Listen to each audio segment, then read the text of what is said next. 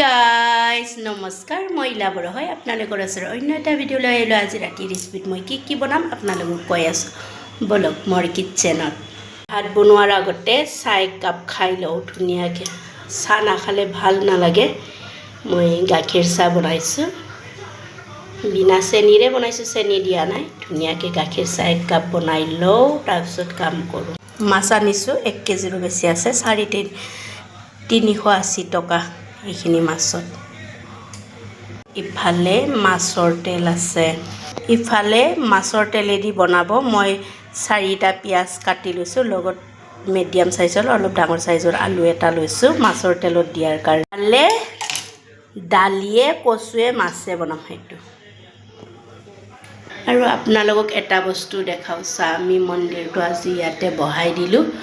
কিয় ভাড়া ৰুমত চেঞ্জ কৰাতে মানে ভাড়া ৰুম চেঞ্জ কৰাৰ পিছত আকৌ মন্দিৰ বহাব জাগা নাই কাৰণে মই কিটচেনতে অকমান গেপছ আছিলে তাতেই মই বহাই দিছোঁ মই কিটচেনত কেতিয়াও ৰাখা নাই বাৰু এতিয়া ৰাখিছোঁ মন্দিৰটো উপায় নাই মন্দিৰ পূজা নকৰিলে ভাল নালাগে 1 মাহ হৈ গ'ল ৰুম শিফটিং কৰা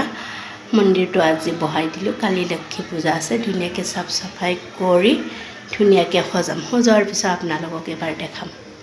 আলু দিয়াৰ কাৰণে মাছ ফ্ৰাই কৰি আছোঁ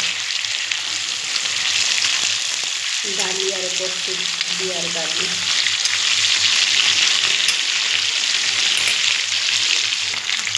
দালি ভাজাৰ কাৰণে মই দিছোঁ দালিখিনি আজি বইল কৰি নলওঁ ভাজি কেনে বনাম দালি আৰু কচুখিনি মই দিছোঁ পাঁচফোৰণ শুকান জলকীয়া পিঁয়াজ অকণমান আৰু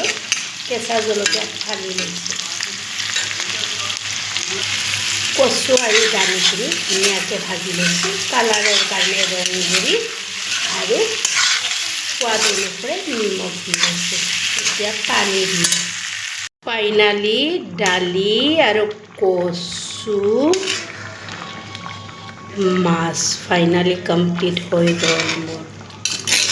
কমপ্লিট হোৱাৰ পিছত আপোনালোকক দেখালোঁ এতিয়া মাছৰ তিতাখিনি বনাম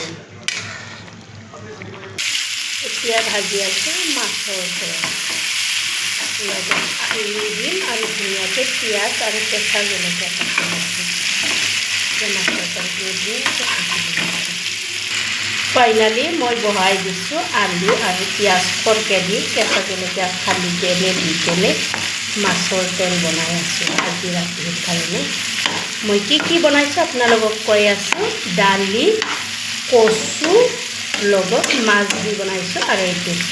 মাছৰ তেল আলু পিঁয়াজ কেঁচা জলকীয়া এনেকুৱা আজি ৰাতি পৰিৱেশন এইটো দি কৰিম আপোনালোকে যদি মোৰ ভিডিঅ'টো চাই ইণ্টাৰেষ্টিং হয় লাইক কৰিব কমেণ্ট কৰিব শ্বেয়াৰ কৰিব লগতে গুড নাইট বাই বাই